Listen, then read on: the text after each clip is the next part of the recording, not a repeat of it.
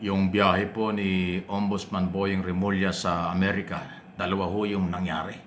Una, nakapagsalita siya sa United Nations tungkol sa laban ng gobyernong Pilipinas sa graft and corruption. Pero ang nadiscover pala niya, nako, eto na. Meron daw hong malalaking personalidad dito sa Pilipinas na involved, may kinalaman sa flood control scam, merong are-arean sa Amerika. Ibig sabihin yung pera natin doon dinala, ibinili ng property, pera ng bayan yan at delikado yan. Pakinggan po ninyo ito. Mga nakilala ko na Filipinos na tumutulong sa atin, nakakuha kami ng information about properties that were acquired by some characters or personalities in the flood control program. Gano'n ha? In So, the US, In the US. Yun, oh. So, napakalinaw. Kinumpirm po ni Senador tuloy, ni Ombudsman Remulla. Mayroon daw nagbigay sa kanya ng impormasyon yung mga property sa Amerika ang pag-aari ng personality na under investigation sa flood control scam. Grabe ito.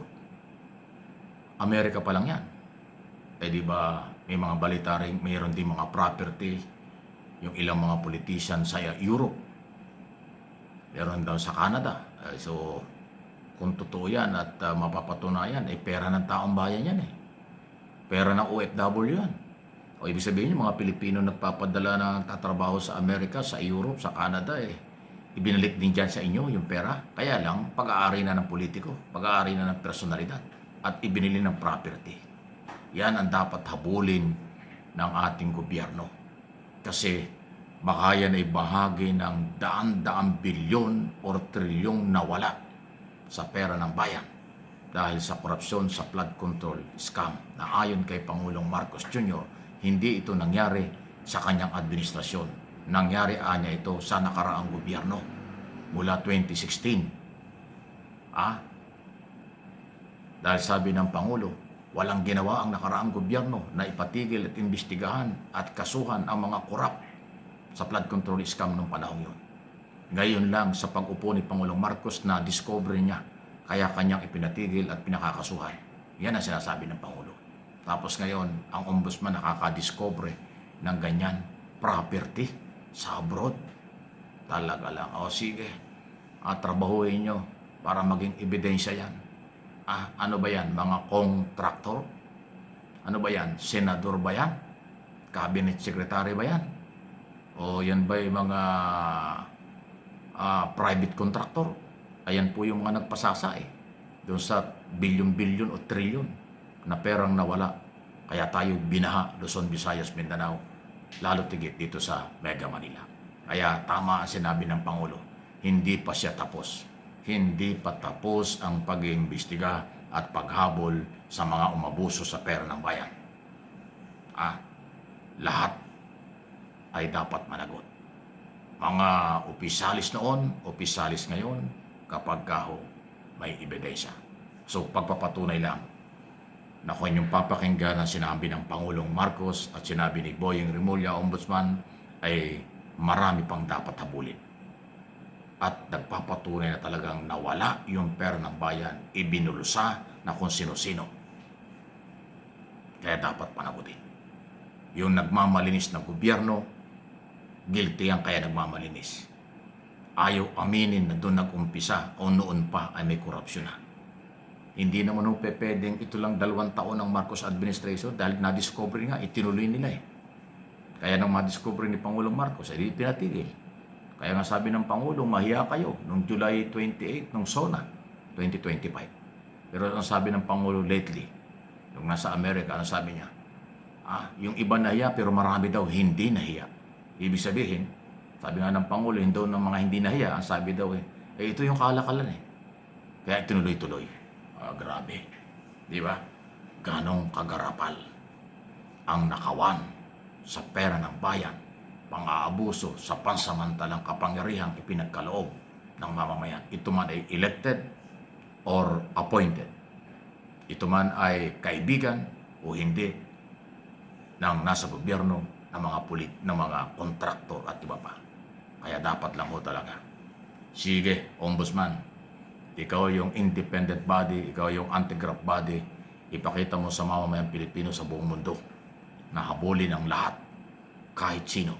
Nasa Europe na property, nasa North America na mga property, o na dito sa loob at labas ng Mega Manila, hanapin niya mga property niya at mga pera niya, ibalik sa bayan ang ninakaw na kayamanan. Yan ang mahalaga. Okay?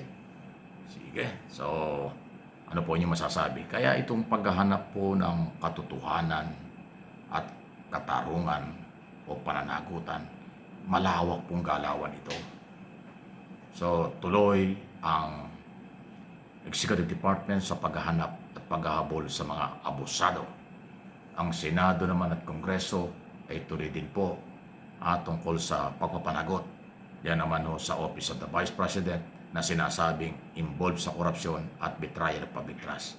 Tamang proseso. Impeachment. Impeachment court. Trial. Nangyayari na. Trial dahil may pananagutan. Kaso, magkakaroon din ng trial sa korte yung may pananagutan. Yan ang laban. Malawakan talaga. So, hindi po yan personalan.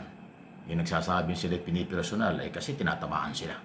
Sinasabing hinaharas sila dahil sila ay tinatamaan. Pero kung wala ka namang problema, paano ka naman tatamaan?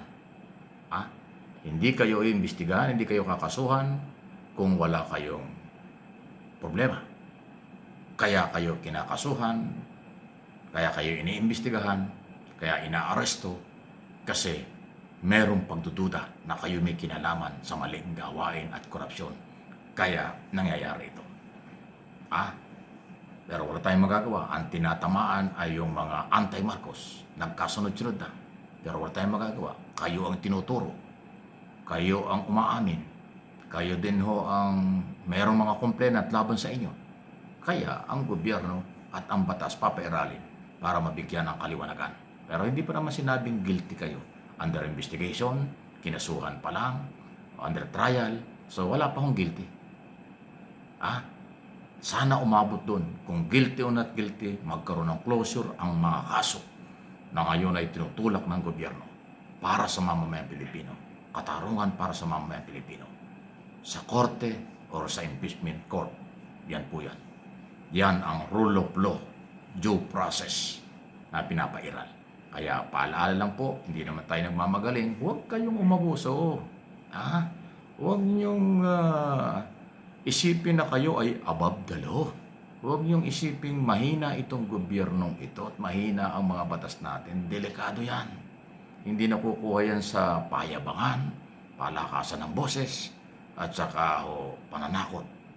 Dahil pag binalikan kayo, babahag ang mga buntot nyo kahit nasaan yung buntot na yan. Please like and share, subscribe, and follow.